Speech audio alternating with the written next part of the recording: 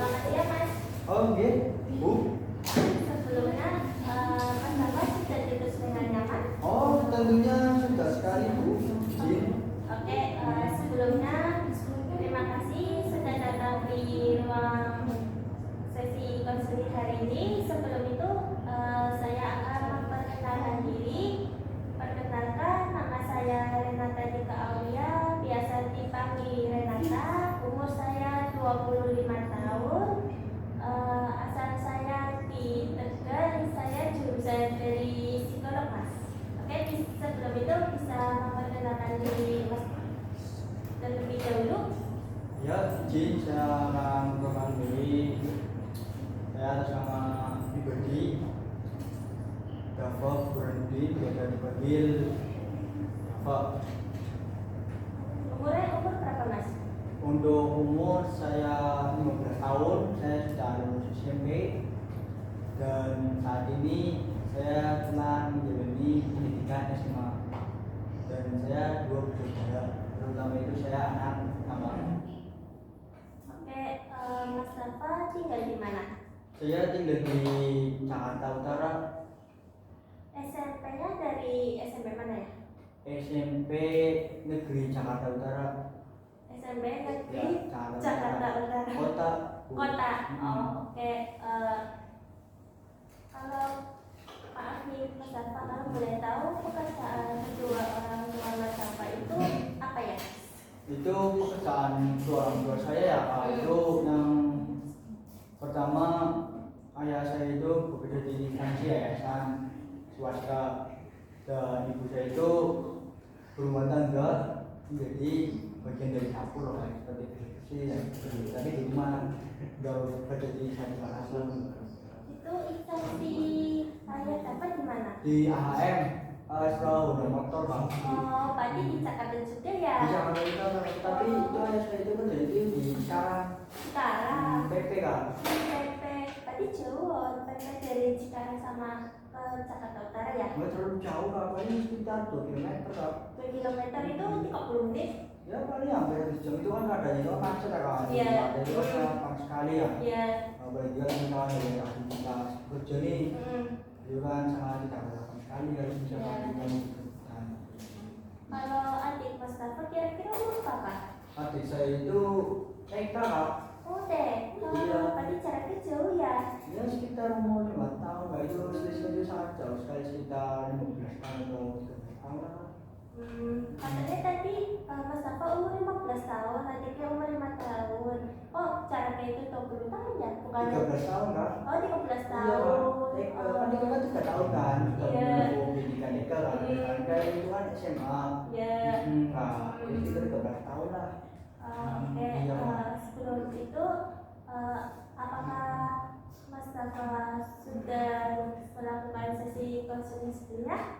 Ini sudah ketiga kalinya, Kak. Oh, 3 kalinya, banyak banget. Iya. Sebelumnya di mana? Itu sebelumnya itu di Pak Ilham yang Ini. di Tangsel. Oh, di Jaksel. Itu yang kedua itu Fernandio, Iya. Pak Fernandio. Ya, itu Pak. Oh iya. Yang satunya lagi? Yang satunya lagi itu Busaro, Pak. Busara. Iya, Banyak Pak. banget sih, Mas. Iya, jadi gini, Kak. Itu kan saya kenapa sih saya sampai ketiga kali itu ya? Itu kan setiap teknik, setiap memperhatikan ya, itu kan berbeda-beda. Biar saya itu tidak mengejar seorang psikolog atau seorang studi ya, senang lah. Itu semua sama ya, tapi saya itu ingin nyaman dengan Bu Rena, walaupun baru pertama kali ya. Iya. Itu sebelumnya sama Mas Ilham, sama Mas Fernandio, sama Mas Zaro itu berapa kali pertemuan? Apa Itu- cuma satu kali pertemuan ya? Itu cuma 1 kali pertemuan, Bu, tapi pertemuan itu berbeda-beda. Berarti udah 3 kali ini sesi konseling. Iya, itu kan saya kenal itu kan di TikTok, Iya. di Instagram. Iya. Saya kenal ibu pun di media sosial, Bu. Makanya saya cari, saya hubungi, dan saya ingin minta waktunya kepada Ibu Rena itu untuk melakukan sesi konseling pada saat ini. Oke, berarti Mas Dava kan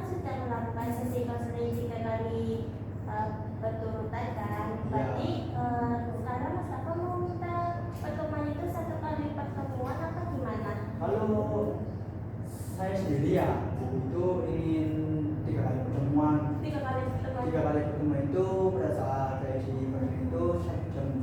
Apakah gimana Bu?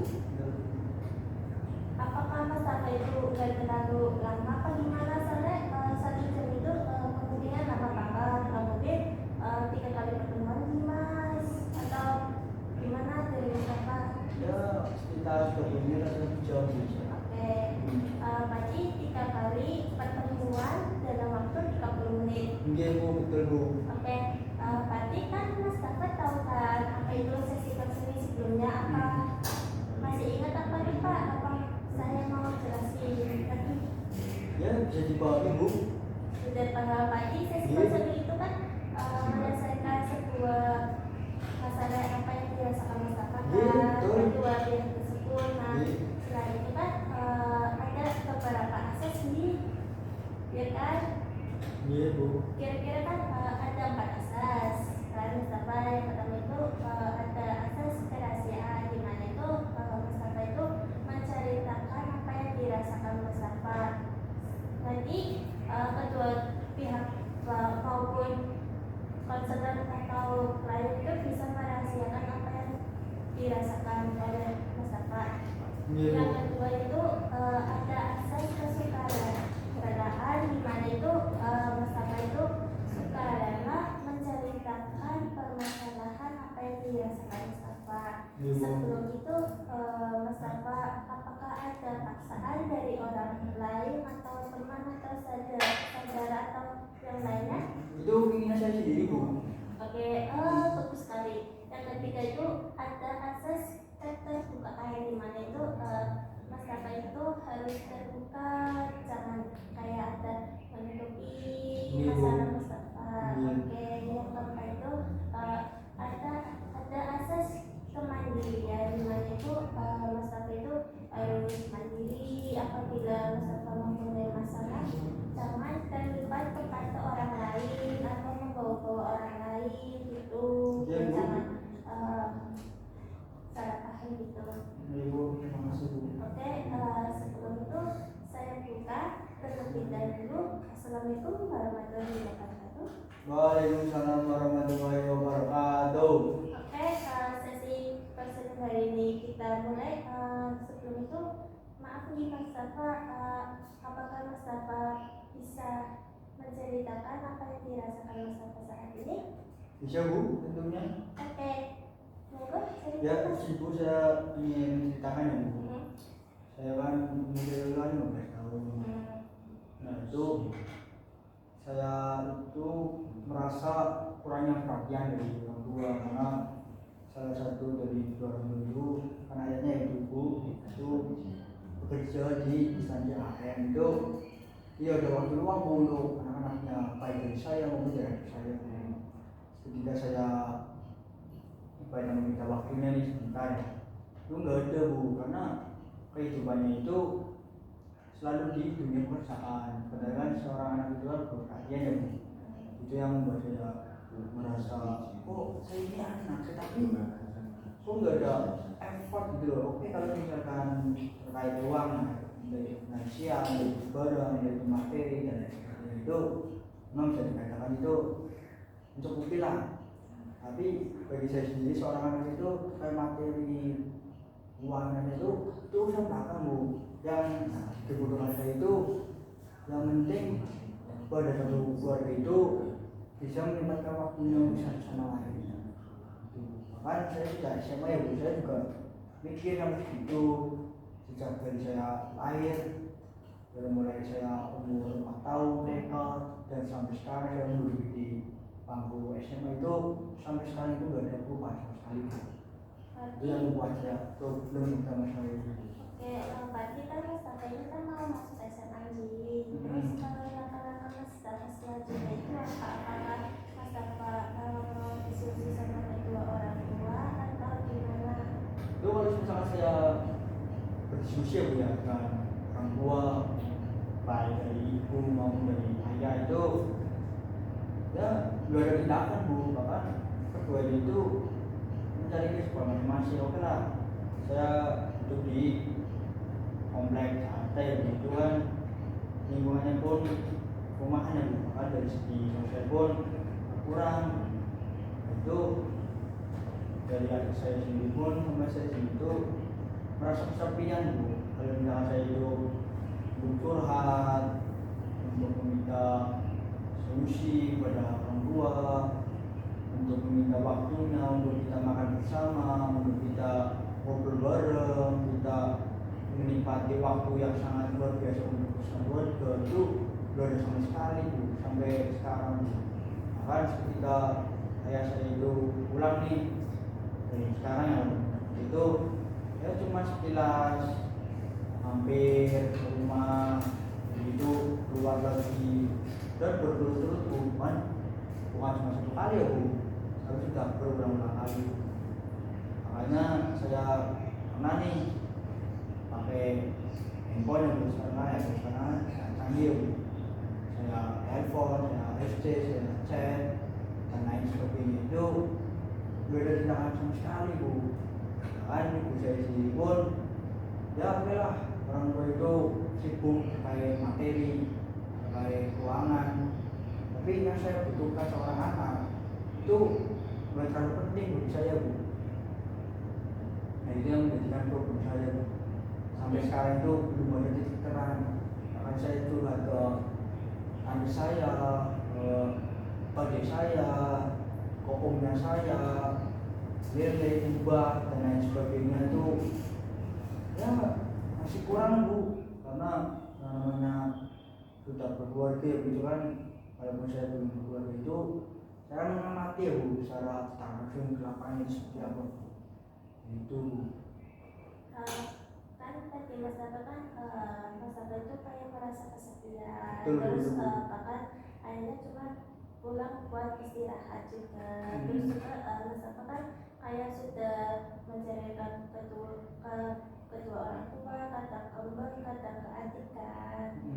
Bahkan juga Mas Dato sudah ke sesi konsultasi sebelumnya 3 kali pertemuan kan. Nah setelah itu apa yang dirasakan Mas Dato sih? Menurut kali pertemuan itu ya Bu, Iya. ketika saya menemui itu permasalahannya itu beda-beda Bu. Tapi ini untuk kali ini itu kayak permasalahannya di internal keluarga. Dan bahkan saya belum bicara sampai selesai Bu, itu ayah saya itu mempunyai istri lagi Bu. Nah makanya waktu itu sangat tidak relevan Bu pada keluarga, cuma terbagi-bagi ya Bu. Nah, saya seorang anak itu, saya ini siapa gitu loh. Berarti Mas Dato kan kayak kurang kasih sayang sama ayah. Ya itu sangat sekali Bu. Terus ayah itu pas nikah itu kapan? Nah untuk itu ya Bu, terkait saya telusur itu saya nggak tahu Bu, itu mama saya kedua ya Bu ya. Iya. Makanya saya tetap mengakui itu mama saya kedua, karena setelah saya telusur itu saya melihat itu di restoran Bu. Nah itu saya nggak tahu itu Bu, itu rumahnya di mana, saya akan mau. Dan bahkan ibu saya itu nggak tahu Bu, bahkan ayah saya itu mempunyai istri lagi Bu. Nah untuk memanfaatkan waktu itu harus bagaimana nih seorang anak, apalagi saya itu anak pertama Bu.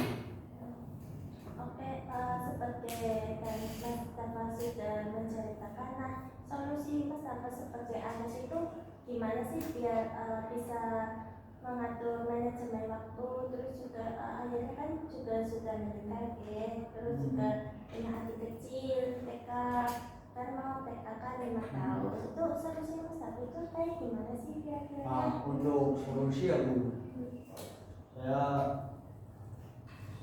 sudah sejujurnya itu kan yang menceritakan ke ibu itu kan biasa itu belum bicara dia Bu. Tapi untuk step selanjutnya kan pastinya diri yang kita sendiri kan, bukan orang lain kan. Mau siapa lagi sih kalau misalkan mau mengatakan orang lain ke depan kita. Itu saya akan mencoba menelusuri ya, terus saya juga akan menemukan ketika ayah saya itu pulang, karena saya ini sebagai anak pertama itu kan harus memberikan contoh ke adiknya Bu. Itu seperti itu Bu. Tapi untuk saat ini saya belum bisa untuk menemukan antara ayah dan ibu. Yang saya takutkan itu pada saat kalau ketemu tahu ayah saya itu punya istri kedua. Nah, itu akan menjadikan dampak yang luar biasa, dan bahkan bukan cuma pertengkaran ya Bu, itu kan bisa menjadikan putusnya hubungan suami istri. Nah, itu saya nggak tahu caranya itu seperti apa, makanya saya bercerita itu untuk merefleksikan pikiran saya sendiri. Berarti di dalam solusi masalah itu kayak terdapat pikiran yang negatif kan, kayak gimana sih buat ayah itu berbicara sama ayah kan, atau gimana. Nah juga kan Mas Dafa kan juga kayak bingung kalau misalkan ayah kan tiba-tiba menikah, terus kan pasti kayak ada hubungan putus soal antara keluarga, tetapi kan tidak ada mantan anak kan. Nah di situ gimana sih pendapatnya Mas Dafa?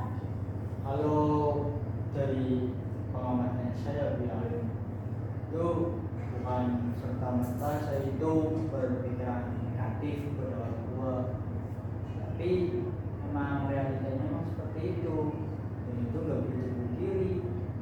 Dan langkah selanjutnya itu bagaimana nih kalau misalkan ibu saya itu tahu adanya hal-hal yang tidak diharapkan pada keluarga yang mana ada sih Bu, harus misalkan seorang ibu itu dipoligami kan. Nah, itu saya coba mau nggak mau itu kan harus transparan gitu. Nggak bisa serta merta itu ditutupi yang namanya pantai ya, itu kan terlihat kan. Iya. Itu kan bahasa sangat sederhana seperti itu kan. Tapi nanti setelah saya menceritakan ke ibu nih, saya juga sedikit ada titik terang di pikiran saya untuk menyampaikan ke dua orang tua, bahwa nanti ketika ayah saya itu silang ke rumah, mau nggak mau ya ini emang realitanya ini seperti ini Bu. Nah, nanti untuk dampak itu kan biasanya ke anak ya Bu, anak itu kan nggak tahu apa-apa kan. Ya akan seperti itu Bu, kita akan melakukan pendekatan-pendekatan seperti itu yang saya bisa ya Bu ya, karena saya notabene saya masih SMA ya. Ya setahu saya memang itu. Oke, setelah Mas Dafa menceritakan sebuah apa yang dirasakan Mas Dafa, terus Mas Dafa juga sudah menemukan titik langkah-langkah apakah solusi kan. Nah setelah itu apa yang dirasakan Mas Dafa saat ini sih? Apakah sudah lega? Apakah masih kurang di dalam pikiran atau perasaan itu atau gimana? Jadi kan saya sudah sampaikan ya, Iya. bahwasanya jika saya sudah menyampaikan itu, saya itu merasa belum pikirannya Bu. Walaupun nanti masalah itu belum sampai ke akar-akarnya ya, sampai ke akar rumput, itu ya mau nggak mau harus dilakukan tapi ya. Tapi nanti ketika saya memutuskan nih, bukannya saya gimana ya Bu ya, namanya anak pertama itu kan harus bijaksana ya Bu ya. Iya, betul. Ya kurang lebihnya seperti itu ya, yang bisa saya sampaikan pada sesi coaching ini. Mudah-mudahan nanti setelah saya menemukan dua belah pihak, terus ada sesi konseling kedua ya, sesi konseling kedua itu mudah-mudahan apa yang saya inginkan, apa yang saya capai itu bisa dikehendaki oleh Tuhan Yang Maha Esa SWT. Ya, amin ya rabbal alamin. Nah, sebelum itu Mas Dafa sudah menyimpulkan semua ini. Nah, sekarang saya mau tanya sama Mas Dafa. Tujuan Mas Dafa ke sini kan Mas Dafa sudah menceritakan semua kan. Nah, tujuannya itu apa sih Mas? Tujuan saya itu kesini itu untuk menceritakan apa yang sedang saya rasakan, apa yang sedang saya pikirkan di pikiran di otak saya Bu ya. Itu bisa tersampaikan ke ibu, karena notabene saya itu kalau misalnya saya menceritakan ke teman-teman saya itu sangat penting Bu, karena saya itu harus ke konselor Bu. Oke. Dengan adanya konselor itu ya sudah kurang lega sih. Nah, di sini kan saya tidak simpulkan bahwa itu Mas Afan kemungkinan ada kayak kurang manajemen juga, terus juga kayak berpikir selalu negatif kan, terus juga kayak mungkin kayak rasa kurang nyaman sama ibu sambungan. Nah, di sini mungkin saya ada beberapa tahap pendekatan gimana satu dua kemungkinan pendekatannya. Soalnya di dalam itu kan bagaimana sih cara mengatur waktu juga, terus cara biar ke berpikiran negatif terus sama masalah juga kan. Iya Bu. Nah, oke, kalau gitu Mas Arfa bisa melakukan pendekatan dengan cara GPT yang pertama. Soalnya di dalam pendekatan GPT kan kognitif behavioral terapi. Nah, di situ Mas Arfa jangan kayak berpikiran negatif terus atau gimana. Mas Arfa juga harus berpikiran yang positif kan. Mas Arfa kan juga anak satu-satunya dari keluarga. Bukan satu-satunya Bu, dia punya adik. Iya, maksudnya anak pertama satu-satunya itu keluarga yang dapat dipercaya. Iya Bu. Ya, nah di situ juga Mas apa itu harus positif lah, kayak lah nanti kalau ayah itu sudah nikah nanti aku kayak pernah dan jangan Iya, jangan Bu. terlalu berpikiran negatif. Iya baik. Ke situ. Nah, yang kedua itu ada pendekatan itu behavior Mas, kemungkinan dimana itu dari diri Mas Dapat sendiri, cara mengatur emosi Mas Dapat juga, terus kontrol Mas Dapat juga, terus manajemen waktu juga. Di situ Mas Dapat bisa kayak apa ya, kayak mensikapi diri Mas Dapat sendiri gitu. Gimana sih biar itu Mas apa itu bisa mengatur manajemen waktu sendiri. Itu sebenarnya banyak sih Mas pendekatan, tapi mungkin pendekatan dua tersebut sih dari yang Mas apa ceritakan ya, gitu. Iya baik Bu. Apakah sudah cukup untuk sesi keseharian hari ini? Untuk Apa sesi bahasa ada ini tambahan? itu sekiranya itu sudah cukup.